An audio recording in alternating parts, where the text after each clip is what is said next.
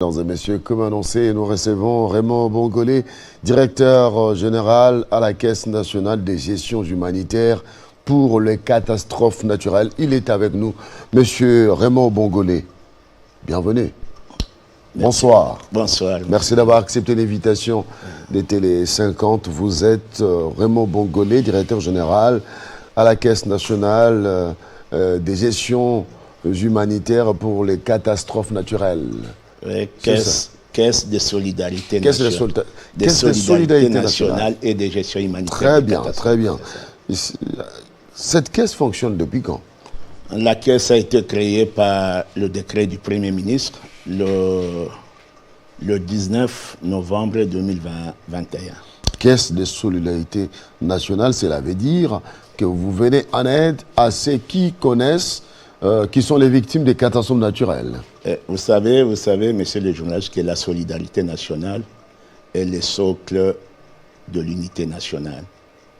Plus on est solidaire, plus on est unitaire. Est-ce qu'il n'y aura pas enchevêtrement entre le ministre des Affaires sociales, le ministère des Affaires sociales et la Caisse de solidarité nationale? La Caisse est un établissement public sous tutelle du ministère des Affaires sociales, Action humanitaire et solidarité nationale. Donc il n'y a pas de confusion sur l'autorité de tutelle. Sur l'autorité de tutelle. Ouais. Alors, catastrophe naturelle, les pluies diluviennes qui se sont abattues à Kinshasa ont créé des incidents graves. Il y a eu mort d'hommes, il y a eu des graves incidents, coupure de route. La route numéro 1, Matadi, a été coupée en deux à ces jours. Comment la Caisse s'est comportée pour venir réellement en aide à ces victimes? Donc, le puits du 12 au 13 ont causé des dégâts humains et matériels très importants. On a noté 169 compatriotes qui sont décédés. Il y a eu une centaine de personnes avec de blessures graves et plus ou moins 39 000 ménages affectés. C'est-à-dire les ménages qui ont soit perdu leurs biens, soit qui ont vu leur maison écroulée, soit le ménage qui ont vu leurs proches décédés. Le gouvernement de la République, à travers le ministère des Affaires sociales et Action humanitaire, est intervenu. On a pris en charge tous les obsèques de personnes décédées. Ouais.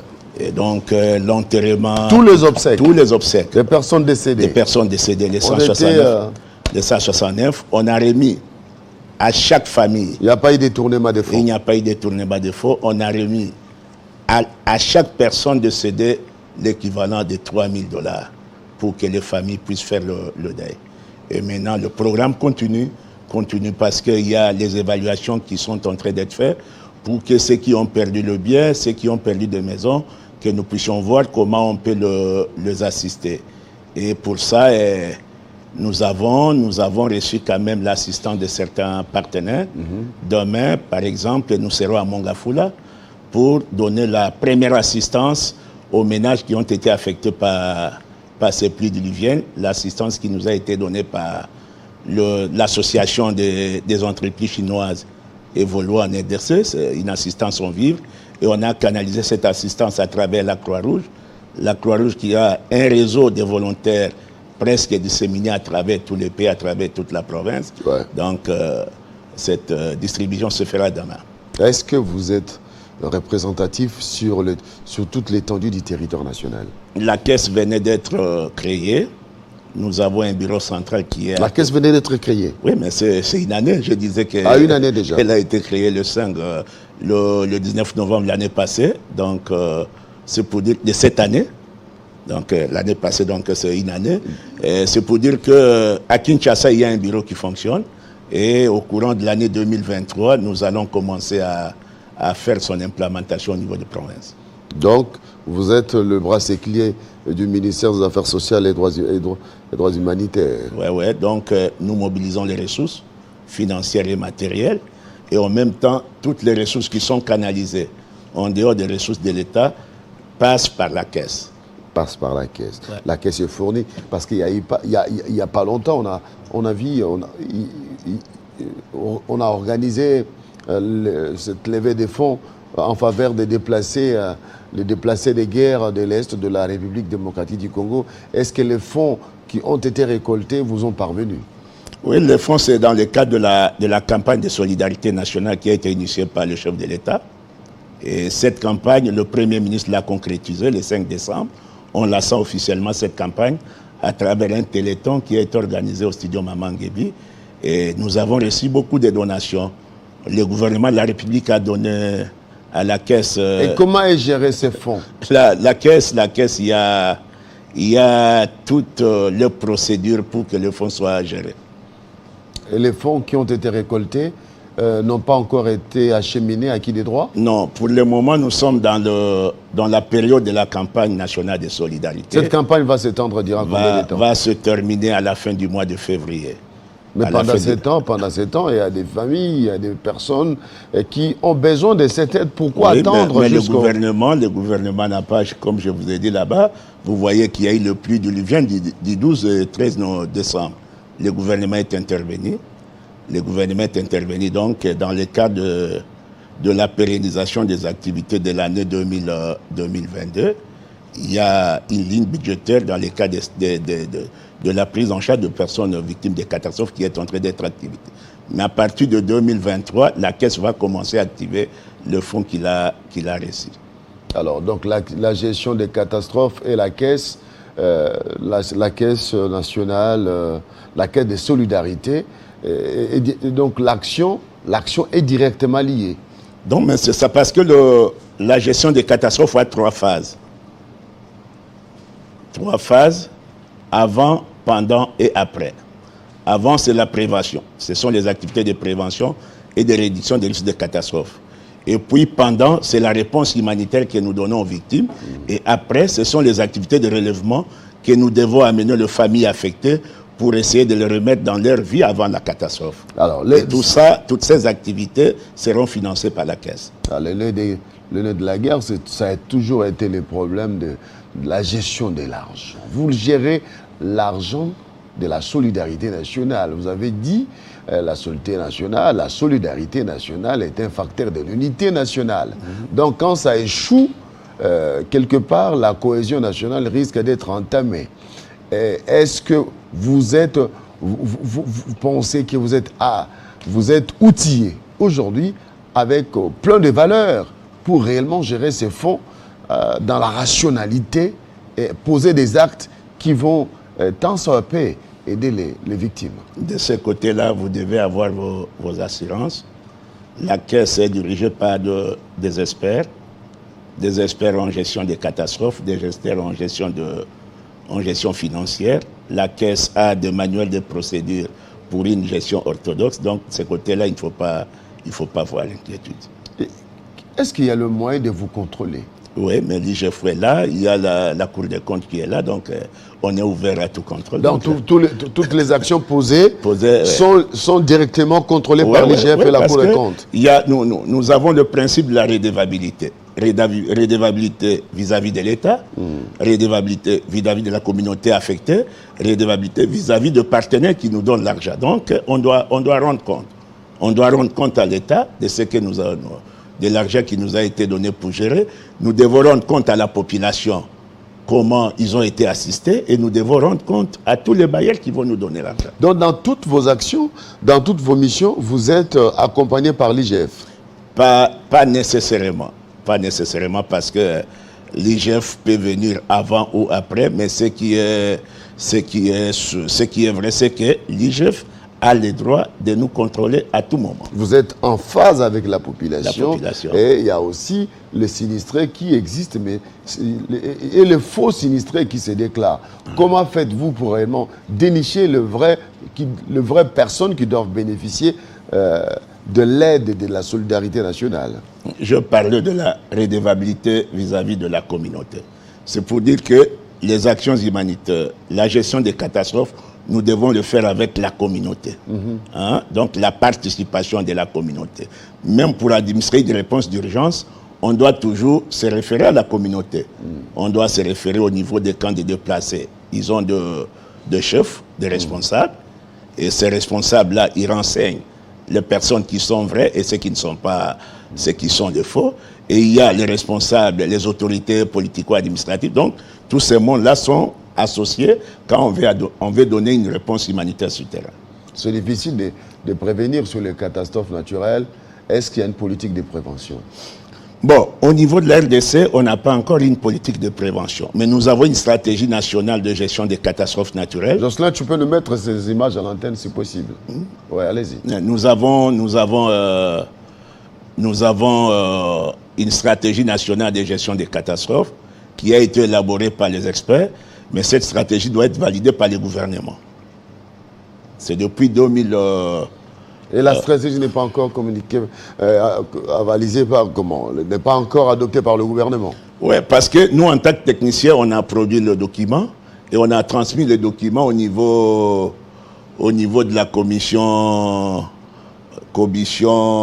des textes et lois réglementaires du gouvernement pour que ces documents soient discutés et adoptés au niveau du Conseil de ministres. C'est un document qui date de 2017, si j'ai bonne mémoire. Alors, cette politique de prévention va se matérialiser de quelle manière? Bon, donc la gestion des catastrophes, c'est comme je dis, il y a les trois phases là, avant, pendant et après. Et ce qui est essentiel, c'est qu'il faudra que, au niveau de tout ce que nous faisons, que nous puissions intégrer la gestion des catastrophes dans tout ce que nous faisons, au niveau de l'école, que ce soit l'école primaire, école secondaire ou au niveau des universités. Il faudra qu'il y ait un curriculum ou un cursus où on doit enseigner aux enfants la gestion des catastrophes. Au niveau de nos communautés, il faudra que les leaders d'opinion et les leaders communautaires s'approprient la gestion des catastrophes. Au niveau de structures étatiques ou le ministère sectoriel, il faudra que chaque ministère, pour ce qui les concerne, puisse développer, parce que la gestion elle est multisectorielle. Vous voyez, il y a la santé, il y a les actions humanitaires, il y a le ministère de l'Intérieur, il y a les travaux publics, il y a l'urbanisme, tout ça. Nous devons avoir des politiques sectorielles qui doivent être consolidées dans une politique nationale. Et cette politique nationale a été conçue par le ministère des tutelles? Pas la politique, mais une stratégie. Une stratégie. Okay. On a d'abord élaboré une stratégie qui doit être validée par le gouvernement. Et si cette stratégie est validée, chaque ministère viendra d'abord dans la stratégie pour puiser en fait de développer de stratégies sectorielles. Nous avons appris qu'il y a mardi solidarité, c'est-à-dire? Oui, comme je parlais ici, le président de la République a lancé la campagne nationale de solidarité. Le Premier ministre a officiellement lancé l'événement le 5 décembre, mais la campagne continue. Je vous ai dit que la campagne va aller jusqu'à la fin du mois. Ça a commencé avec pompe, mais au fur et à mesure, on sent qu'il n'y a plus d'engouement. Oui, c'est ça, parce qu'il y a le mardi solidarité, c'est que toutes les personnes physiques ou morales qui veulent contribuer, ils vont passer au ministère, ils vont d'abord s'annoncer, parce que nous avons un numéro vers le 116, ils peuvent appeler gratuitement, ils s'annoncent et ils viennent pour donner ce qu'ils ont prévu dans le cadre de la solidarité nationale. Et à partir du 5 janvier, nous allons commencer la ronde à l'intérieur. Nous parlons solidarité nationale. Quand vous parlez mardi solidarité, pourquoi ne pas mettre en phase les médias qui ont la responsabilité de façonner l'opinion publique, de pouvoir vous accompagner? Par exemple, je propose la RTNC chaque mardi solidarité avec en direct de la RTNC, ça va toujours susciter l'engouement auprès du public qui peut venir aider, parce que des fois, on a besoin de venir, mais on ne sait pas où aller. Et vous parlez du ministère, mais pour ceux qui ne connaissent pas, ils vont se dire, mais ça se passe où si on n'a pas l'information? Est-ce que vous pouvez mettre en phase, continuer avec cette touche du lancement qui avait vraiment donné du tonus à cette action? C'est la raison pour laquelle je suis passé aujourd'hui à la Télé 50. C'est pour essayer de réveiller l'opinion publique que la campagne continue. Donc, aujourd'hui, je suis au niveau de la Télé 50. La RTNC sera aussi visitée. Donc, j'aimerais que d'ici la fin de l'année, au début de l'année prochaine, que l'opinion sache que la campagne de solidarité nationale continue et elle va aller jusqu'au fin février. Alors moi je pense qu'il faudra accompagner les institutions de la République, soutenir nos frères et sœurs qui souffrent parce qu'en ce moment où nous fêtons à Kinshasa, il y a des enfants qui heurent dans le froid, dans la savane, sans abri, sans babouche, dans des situations très difficiles. Il serait mieux que cette réalité soit appréhendée par les compatriotes. Nous allons peut-être proposer à la direction des Télé 50, pourquoi ne pas avoir ne fût-ce que 15 minutes pour la solidarité nationale sur Télé 50, chaque mardi. Comme ça, on a l'information et ça passe. Ceux qui peuvent venir souscrire, et bien voilà. Donc c'est une idée qu'on donne. Une idée, oui, moi je pense que c'est une idée louable. Voilà, et la campagne de solidarité nationale et des mobilisations générales pour la patrie. C'est comme ça que ça s'intitule. Oui, oui. Parce que c'est comme je l'ai dit, nous devons mobiliser pour nous permettre d'être forts. Hein? Donc, solidarité nationale pour la mobilisation générale, c'est ça le titre. Voilà. Et nous demandons donc à tous nos compatriotes de pouvoir faire un geste en faveur des Congolais en détresse. Est-ce que vous avez eu à faire le déplacement de l'Est pour voir les déplacés de guerre de cette agression rwandaise? Bon, l'Est, c'est l'épicentre. C'est l'épicentre de déplacement forcé. Plus précisément, la province du Nord Kivu et de l'Ituri. En tant que responsable de gestion des catastrophes, j'ai déjà été à plusieurs reprises. Mais dans le cadre de la campagne, nous allons commencer par Goma le 5 janvier. Le 5 janvier. Le 5 janvier, nous serons à Goma. Vous serez à Goma pour quel but? Goma, c'est dans le cadre de la campagne de solidarité nationale. Et après Goma, nous serons dans le Haut-Katanga et dans les Lualaba. On va encore aller en Ituri. Donc nous devons sillonner tout le Congo. Tout le Congo, dans le cadre de la solidarité nationale. Et les contribuables sont tous les peuples congolais peuvent contribuer pour réellement venir en aide aux Congolais en détresse. Donc on n'a pas le seuil des Congolais, les expatriés parce qu'au moment où nous parlons, hormis la contribution, la grande contribution qui a été donnée par le gouvernement, il y a leurs excellences, le ministre, ont donné leur contribution. Il y a la première dame avait donné sa contribution. Il y a la Tembe Bank a donné sa contribution. Il y a aussi des associations. Il y a un représentant de la diaspora qui avait donné aussi sa contribution en espèces et en nature. Il y a plusieurs fondations et plusieurs associations nationales qui continuent à donner des contributions. Et c'est bien géré. C'est bien géré. Ça sera bientôt acheminé. Ouais. Et est-ce qu'il y a des solutions palliatives en attendant que la grande descente pour venir en aide aux sinistrés avec les fonds qui seront mobilisés? Est-ce que sur terrain, l'État congolais fait quelque chose surtout pour se déplacer des guerres? L'État congolais a toujours assisté les déplacés de guerre et les victimes des catastrophes naturelles en RDC. On a parlé au commencement de cette émission de victimes de l'inondation du 13 et 12 décembre. Ces compatriotes ont été assistés non pas par l'argent qui a été mobilisé ou bien qui est en train d'être mobilisé, mais ces compatriotes ont été assistés par les fonds que le Trésor public a décaissés pour ça. Et même demain, il y aura encore une équipe du ministère qui va aller à Goma pour assister le déplacé de guerre. Donc, l'État a assisté, continue à assister et va toujours assister. L'État assiste, va continuer à assister, continue à assister. Mais il y a ceux qui, nous avons dans les images vu qu'il y a eu déraillement des trains, ceux qui perdent leurs membres, ainsi de suite. Est-ce que l'État, au-delà de donner une enveloppe symbolique, est-ce qu'on fait les suivis pour ceux qui restent avec des stigmates?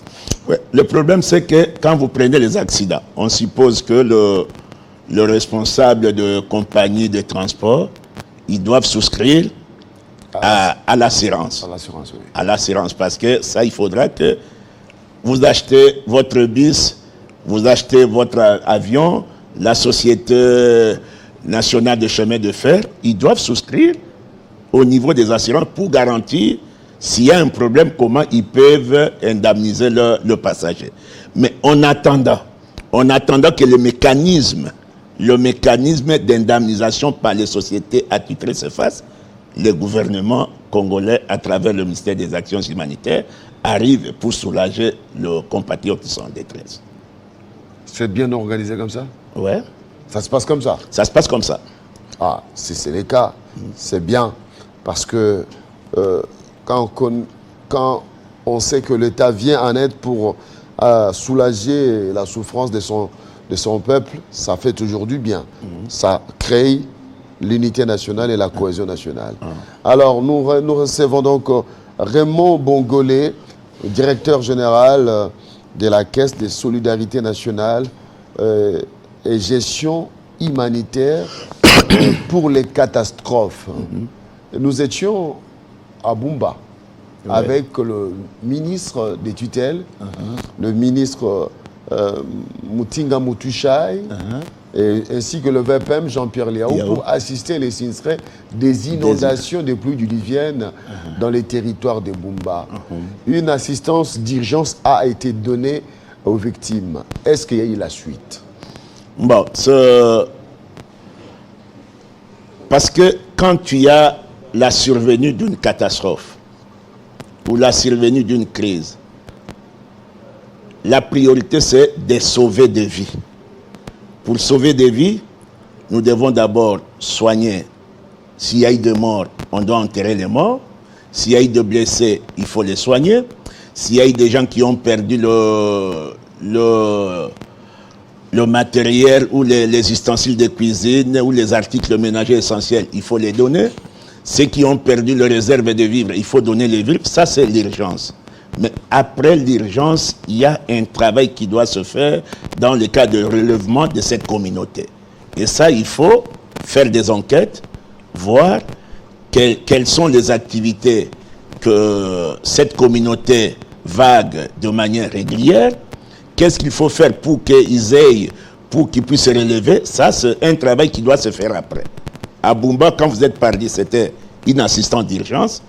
Après les inondations, parce que jusqu'à présent, la montée des eaux au niveau du fleuve continue.